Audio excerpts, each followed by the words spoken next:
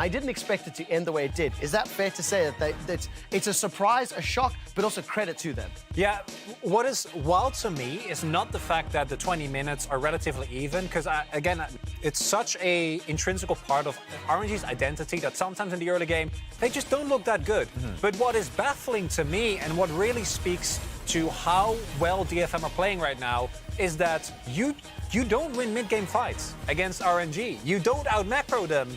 And yet that's what they do here. DFM did! DFM did, and I think if we were just to call any mistakes towards RNG's side, specifically Wei, he had a very bad game. Yeah.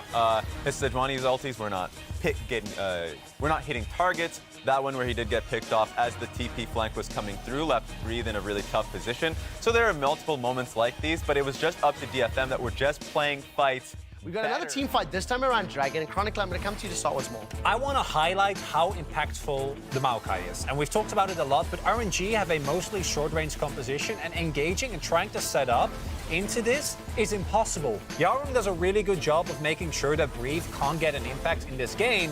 And as a result, you can just front to back. And this is where DFM, I think, have showed that they are very adept throughout the whole tournament if Utapon actually has the space. Yeah, and I mean, they did a great job at pushing. That one was the cherry on top of the cake.